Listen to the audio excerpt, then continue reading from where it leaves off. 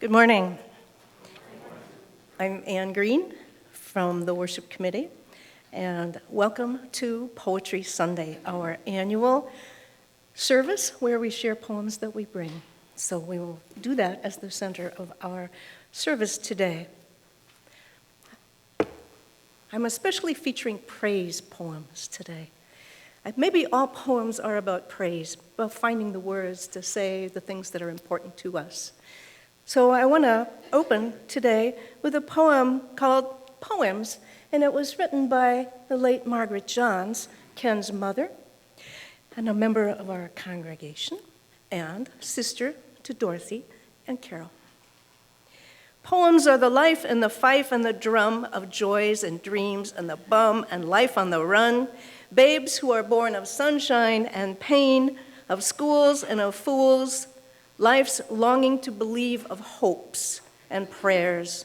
Flowers and birds come into view, the passing of life, one stage to another, the love of sister and brother, of plans to build and the task to be done, the planting of seeds, of mothers and fathers and lovers be told, of children at play and plans for the day, of those who grow old, their wisdom is told. The waves of the ocean seeking the shore, the lay of the land, man's tales will be told. Of all that is new and all that is old, it is all on the page, the meaning of life. Please join me in the unison chalice lighting, which is in your order of service and also on the screen.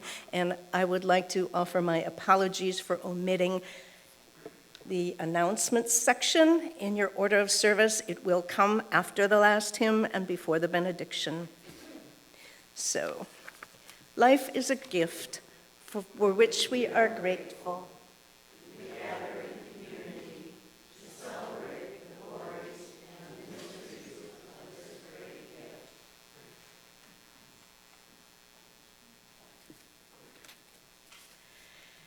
Please stand as you are willing and able to sing the hymn number 38, Morning Has Broken. These words are by the early 20th century poet Eleanor Farjeon, and her picture is there.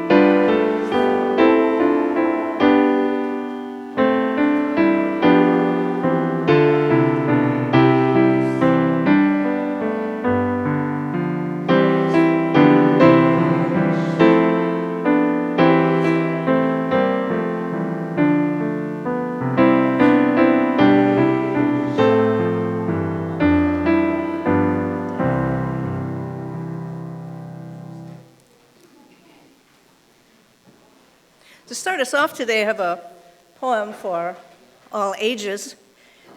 I've known about this poem for really a long time.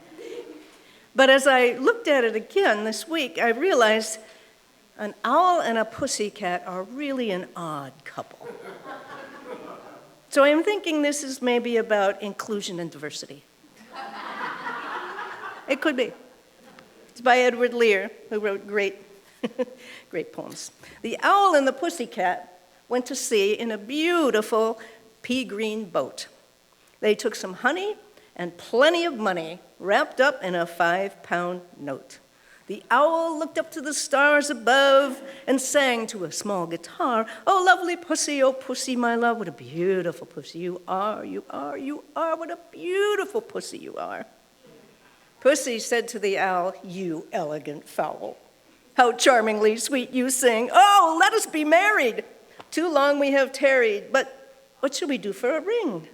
Well, they sailed away for a year and a day to the land where the bong tree grows, and there in the wood a piggy-wig stood with a ring at the end of his nose, his nose, with a ring at the end of his nose. "Dear pig, are you willing to sell for 1 shilling your ring?" Said the piggy, "I will." So they took it away and were married the next day by the turkey who lives on the hill. They dined on mince and slices of quince, which they ate with a runcible spoon. And hand in hand on the edge of the sand, they danced by the light of the moon. The moon, the moon, they danced by the light of the moon. Please join me in singing Our Children Out to the Nursery. The words are in the back covers of your gray hymnals or on the screen.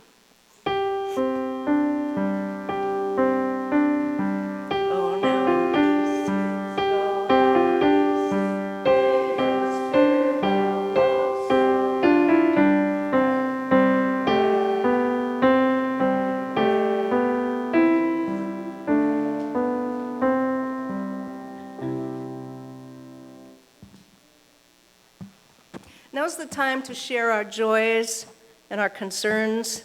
Lighting a candle is, I think, our way of prayer and of showing that we acknowledge what you say and that we are one with you. So if you have a joy or concern to share, Steve will bring the microphone around to you and share your name as well as your brief joy or sorrow. And I will light a candle. And I would like to start by lighting a candle for the late John Duane, who was always the person who led Poetry Sunday.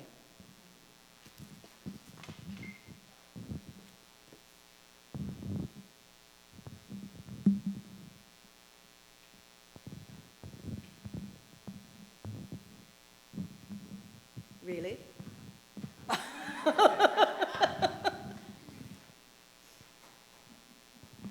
And please light a candle of joy for Darcy and Paul Bowen, who have come back today to say hi and be with us today. We're so glad.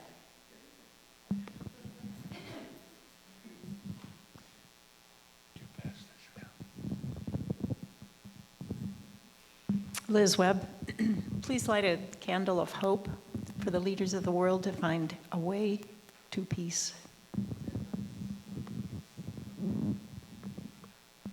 I'm Peg Beeson. We have several cards to sign today during social hour. There's a joyful card because we have a birthday. Reverend Jen's birthday is Tuesday, so everybody be sure and sign that card. We have a card of sympathy for Jan and Gary Krupa. And then we have another card of concern. Is that right, Debbie? 2 more cards of concern. One for Jane Volk, Sinsu Rainey. So 4 cards to sign today.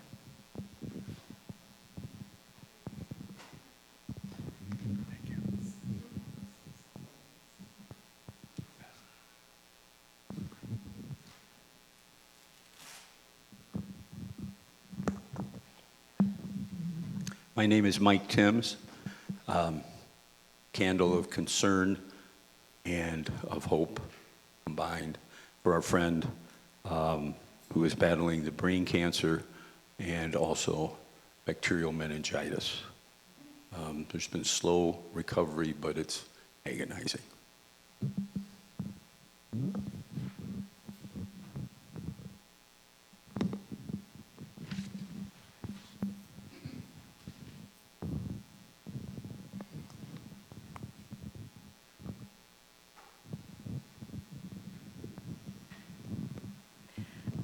This last candle is for the unspoken joys and sorrows that we have. And may we remember those of us who have spoken and those they have named, and hold those in the silence of our hearts.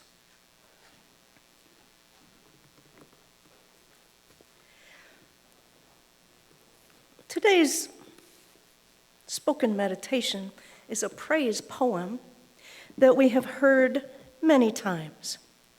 But it's unusual because most of it praises someone who makes sure that we are safe and comfortable. But then, kind of inexplicably, it switches to an image of us as the guest of honor at a banquet where even our enemies have to pay tribute to us. And this is it, Psalm 23. You are my shepherd, I shall not want. You cradle me in green pastures. You lead me beside the still waters. You restore my soul. You guide me in the paths of righteousness, for you are righteous. Though I walk through the valley of the shadow of death, I fear no evil, for you are with me. Your rod and your staff comfort me. You spread a table before me in the presence of mine enemies. You soothe my head with oil. My cup runs over. Surely goodness and mercy will follow me all the days of my life, and I will dwell in your house forever.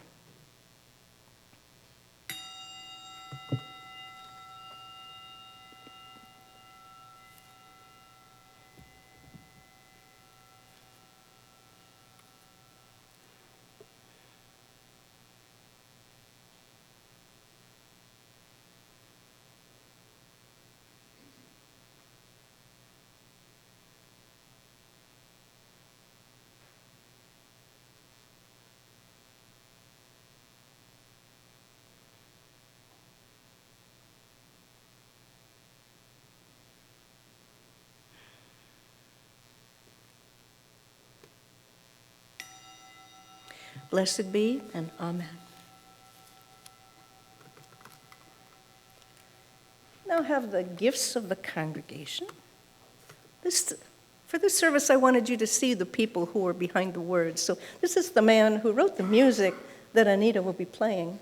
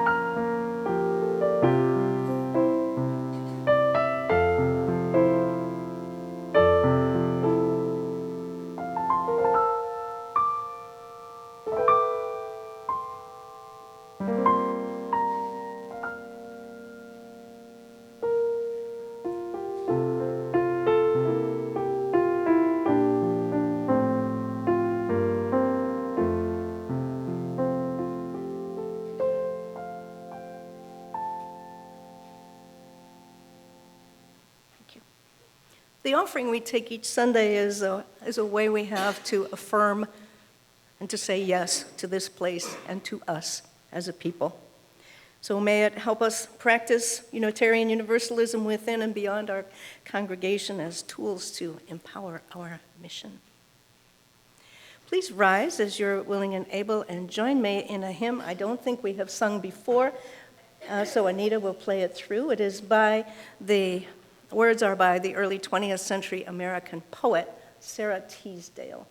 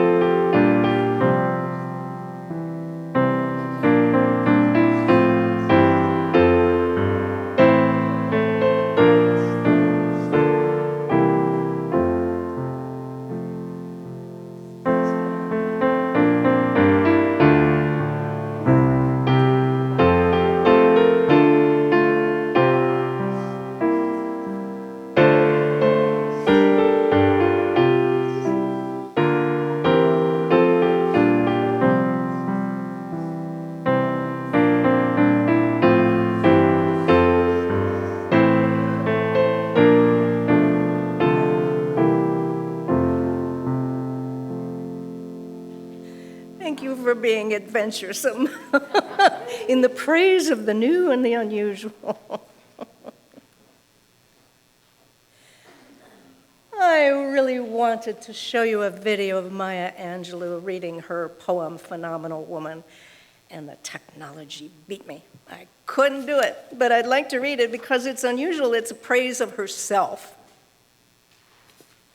She says, "Pretty women wonder where my secret lies. I am not cute or built to suit a fashion model's size, but when I start to tell them, they think I'm telling lies. I say, it's in the reach of my arms, the span of my hips, the stride of my step, the curl of my lips. I'm a woman phenomenally. Phenomenal woman, that's me. I walk into a room just as cool as you please, and to a man, the fellows stand or fall down on their knees. Then they swarm around me, a hive of honeybees. I say, it's the fire in my eyes and the flash of my teeth, the swing of my waist and the joy in my feet. I'm a woman phenomenally. Phenomenal woman, that's me. Men themselves have wondered what they see in me. They try so much, but they can't touch my inner mystery. When I try to show them, they say they still can't see.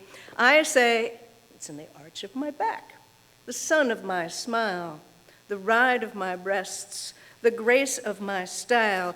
I'm a woman phenomenally. Phenomenal woman, that's me. Now you understand just why my head's not bowed. I don't shout about or jump about or have to talk real loud when you see me passing. It ought to make you proud. I say, it's in the click of my heels, the bend of my hair, the palm of my hand, the need for my care, because I'm a woman phenomenally. Phenomenal woman, that's me, as we all are.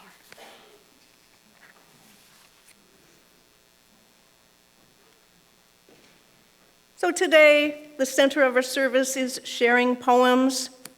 And so I invite you to come up and read poem, or if you would prefer, Steve will bring the microphone to you. I'd like to start with the poem that Tom Pepper sent from Florida. You may know he rode his motorcycle down to Florida, and he's there for a month, is that right? Yeah, so he says, roses are red, violets are blue, not in Michigan, but here in Florida they sure are.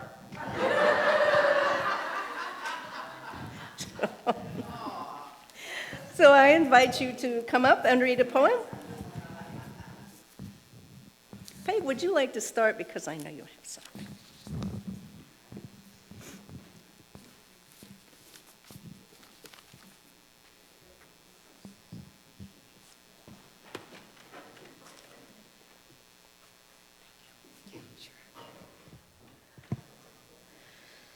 I must confess, I'm not really a big fan of poetry. I do like children's poems for the most part, however. They tend to be simple, bouncy, and fun. 5 little monkeys jumping on the bed. One fell off and bumped his, you know how it goes. Adult poems are more frustrating to read, I think. They can be devious, with their meaning disguised behind metaphors and other linguistic tricks. Poets can be demons of deception. If you have something to say, why not just say it in a straightforward way, huh? Why do you have to work so hard to figure out what a poem means? Ironically, I recently talked with someone who finds puzzling out the meaning of poetry to be life-sustaining. On New Year's Day, I visited George Tramp, who probably all of you will remember. For years, he sat in the front of the church near the piano, a tall, thin man who has trouble hearing. He is now in his 90s, walks with a wobbly gait, eats bologna sandwiches and canned beans, lives alone in an ancient farmhouse, and interacts more often with the ghost of the boy who lived in that house than he does with actual living family and friends. Dementia is becoming a problem. When I asked about Christmas, he couldn't remember what he did that day. However, he remembers words. He told me, I just love words. He knows several languages. When I leave, he tells me goodbye in different languages, unless he gets confused and tells me thank you instead. He's especially fluent in German. While in the Philippines during World War II, he collected words from a local language and later published a dictionary. How many of you have published a dictionary? During my visit, we talked about all this. I had heard the stories before. He rambled on about Latin. He loved the precision and structure of that ancient language. Suddenly, this conversation triggered in my mind an experience I had in high school as a fledgling Latin student. I was assigned a textbook that I inherited from a line of older students. Inside the cover was a poem. After 60 years, I still remember this stupid poem. Latin is a language as dead as it can be. First it killed the Romans, and now it's killing me. Oh, that's my contribution to Poetry Sunday.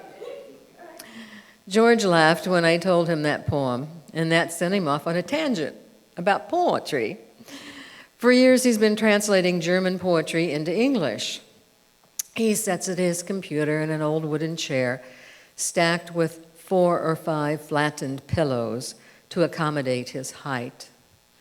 Hunched over a tiny screen, he pecks out a line of German poetry, copied from a yellowed, century-old text that seems as if it should be handled with white gloves to preserve its brittle, fragile pages.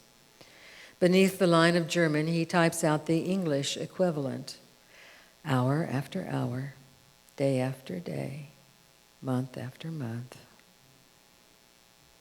He smiled and shrugged his shoulders. I'll never make any money at it, but I just love doing it. So, on the first day of 2020, I discovered that in this universe there is a man who, logic would indicate, should be depressed and miserable, but he isn't. He lives alone in failing health in a lifestyle that is far from lavish. Any normal person would be lonely and dejected in his circumstances. Instead, he glowed and told me, I just love doing it. If I got up every day and went to work figuring out the meaning of poetry, I would be in hell. George Tramp is in heaven.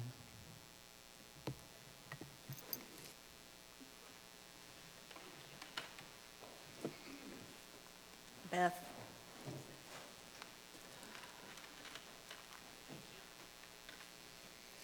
I'm going to be brave and share a poem that I wrote inspired by a conversation before I, lose my courage. To answer a question, look into me, what do you see, said he. And so I looked, and thus I saw, his eyes like a mirror, nay, something deeper. I saw a deep lake, reflecting to me the depths of myself that I could not see, and I saw my own hurt reflected in his, and a deep compassion, desire to be understood and accepted. In the depths of it all, and I saw the way, like the weight of a stone, dropped into the water, the weight of our struggles. The slightest ripple distorts the viewing of ourselves and of each other. But when we accept that there is distortion and search for the calm of common ground, we see each other fully, deeply, interconnected, despite the ripples.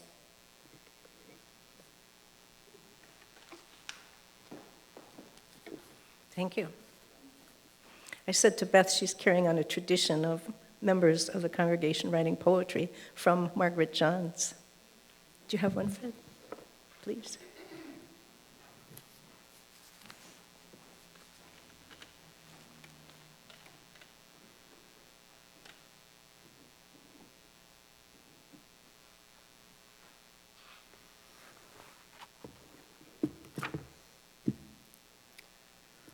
This is from a book of children's poems that we read to our son Jim. The poem is by Walt Whitman, born in 1819, died in 1898. It's titled, I Hear America Singing. I hear America singing, the varied carols I hear, those of mechanics, each one singing his as it should be, blithe and strong. The carpenter singing his as he measures his plank or beam, the mason singing his as he makes ready for work or leaves off work. The boatman singing what belongs to him in his boat, the deckhand singing on the steamboat deck. The shoemaker singing as he sits on his bench, the hatter singing as he stands. The woodcutter's song, the plowboy's on his way in the morning, or at noon, it's intermission, or at sundown. The delicious singing of the mother, or of the young wife at work, or of the girl sewing or washing, each singing what belongs to him or her and to none else. The day what belongs to the day, at night the party of young fellows, robust and friendly, singing with open mouths their song, melodious songs.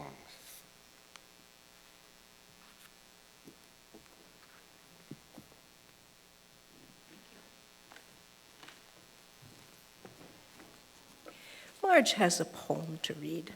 Steve, would you bring the microphone to her, please? Thank you. This is called God, a Poem. It's by James Fenton, and it was written in 1983. James Fenton was British. This is definitely not a praise poem. I didn't get the memo. There's a word in it that I had to look up. Soteriological refers to the study of the theology of salvation. Didn't know that. Now I do. So, and this should be, you should think of this with a British accent. I'm not going to try to do a British accent, but it really needs one. Okay. A nasty surprise in a sandwich, a drawing pin caught in your sock, the limpest of shakes from a hand which you thought would be as firm as a rock, a serious mistake in a nightie, a grave disappointment all round, is all that you'll get from the Almighty, is all that you'll get underground. Oh, he said, if you lay off the crumpet, I'll see you all right in the end. Just hang on until the last trumpet. Have faith in me, chum. I'm your friend. But if you remind him, he'll tell you, I'm sorry, I must have been pissed. Though your name rings a sort of a bell, you should have guessed that I do not exist. I didn't exist at creation. I didn't exist at the flood. And I won't be around for salvation to sort out the sheep from the cud, or whatever the phrase is. The fact is, in soteriological terms, I'm a crude existential malpractice, and you are a diet of worms. You're a nasty surprise in a sandwich. You're a drawing pin caught in my sock. You're the limpest of shakes from a hand, which I thought would be firm as a rock. You're a serious mistake in a nightie. You're a grave disappointment all round. That's all you are, says the Almighty, and that's all that you'll be underground.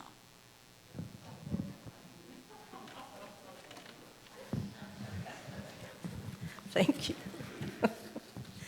Lynn, did you bring a poem today? Okay. Sharon. I have one final monument. Is that okay? Yeah.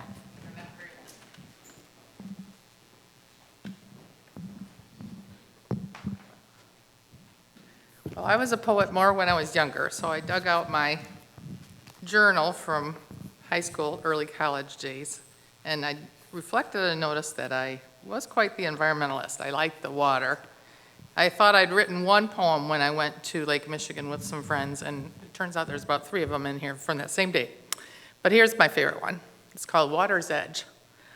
All colors stand out at this beach by the sea. Red, brown, beige, tan, they're pleasing to me. Motion creates a ne'er-ending chain of changes, yet there is no loss, no gain. New and age-old rocks are pushed in, not forced to stay, free to leave again. Iron and oil washed onto the shore show the existence of hidden ore. Patterns and shapes cast a friendly glow, then rinsed anew, back to water they go. The sand, I see it go in and out, cleansing, I wonder what it's all about. And then Mindy has a bright one here called Light. Did you see me shooting across the night sky, shining my light for all paths below, illuminating the darkness to be shared with another soul? There are no crevices, only stepping stones on any path you may take. So hold on tight and follow your inner light. Take each step as if it were your first. Discover your light within others. Isn't that what illuminating is all about? Shining so bright that what you feel is the love that surrounds your heart and soul. Pure light.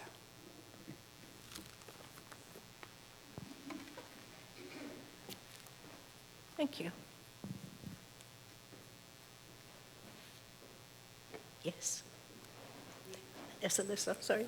Yes, please.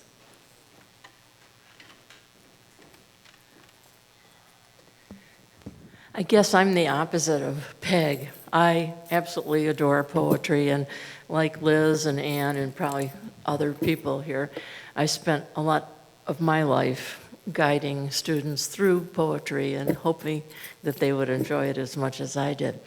One that I've always loved, and I did this once before, and I just love to say it, so indulge me. This is from the 14th century poet, Geoffrey Chaucer, in Middle English, if you don't mind, the prologue to the Canterbury Tales. If any of you know it, because we used to have to memorize this, please feel free to join in. Van dat april with a chore sote, de droogte of March had perse to the rote, and bad at every wene in swish liqueur, of which where to engendrate is the floor. Van se Verus ache with his sweaty breath, in spirit had in every holden hath, the tendere croppies and the youngest onne, hath in the ram his halve curzerone. And smale fuveles maken melodie that slepen all the nicht with open ye. So pricket hem nature and hier courages, dan a longen vote to go on pilgrimages, and palmeris for to second strange strondes to ferne always cuvde and sundre londes, and specially from every cherries ende of Engeland to Canterbury they vende, the holy blissful martyr for to sake, that him hath open bond that they very sake.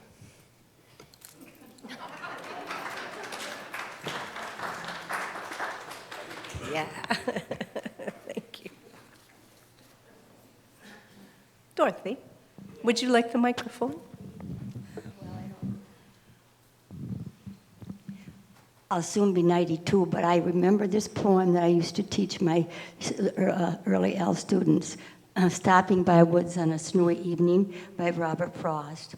Whose woods these are, I think I know. His house is in the village, though. He will not see me stopping here to watch his woods fill up with snow at the darkest evening of the year. My little let me see. The woods are lovely, dark, and deep, but I have promises to keep, and miles to go before I sleep, and miles to go before I sleep. Thank Thank you. Those poems that we learned early on just stick with us like songs. Somehow it's really cool. Are there other poems? Liz, you have a poem? Please.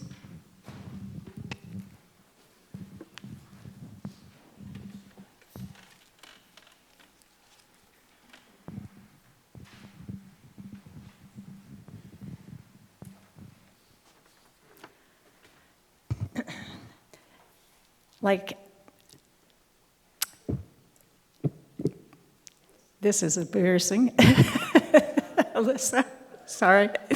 Like Alyssa, I taught poetry a lot to students in my high school teaching career. And one of the things that became relevant and really very effective in teaching poetry, or any kind of writing actually, was if the teacher would give it a go as well. And so I did give it a go many times in teaching poetry or essays or short stories, whatever I was teaching. And so this is one that I wrote when my students were studying a poem by Georgia Lyons. Excuse me. And we did a copy change of that poem. And what Georgia Lyons had done was to start every line of the poem with "I am from." And so what you do is you think about your childhood, where you're from. And I entitled it, How I Came to Know the World. I am from tent blankets thrown over clotheslines, from bobby pinning lilacs in my little brother's red hair, and stirring an egg with a stick in an orange juice can to feed the kitties. I am from the dust of summer haymows rising in a shaft of sunlight, roused by cousins scampering over hay bales, grabbing for the swinging hay rope while telling jokes way beyond my comprehension. I am from mother's daffodils, laughing and dancing in cool springs, her white peonies covered with ants, and her rambling red roses climbing the fence surrounding the yard. She played the piano. Her music and her flowers prettied up my life. I am from hot chocolate and poached egg breakfasts warming cold winter mornings. I am from Grandma Black, who lived with us in charge of baking oatmeal raisin cookies and reading the Burgess animal books to us at night until she was hoarse. I am from Grandma Red, who lived a few miles away, whose specialty was molasses cookies and a purple clematis. My brothers and I were cookie grandkids. I am from Motherly. If you can't say something nice, don't say anything at all. From Fatherly, do as I say, not as I do. From Grandfatherly, tobacco spit flying out the driver's side window and flying in the window of the back seat. Until I was 12, I thought all women were Republicans and all men were Democrats.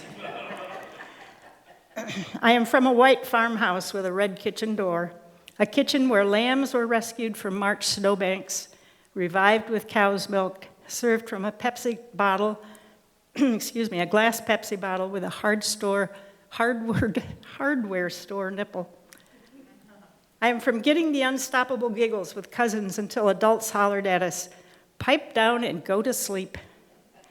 I am from teachers who were farmers and farmers who were teachers. I have taught, and I have farmed. Now I live on the farm where my mom grew up. When spring comes, I have to dig in the dirt.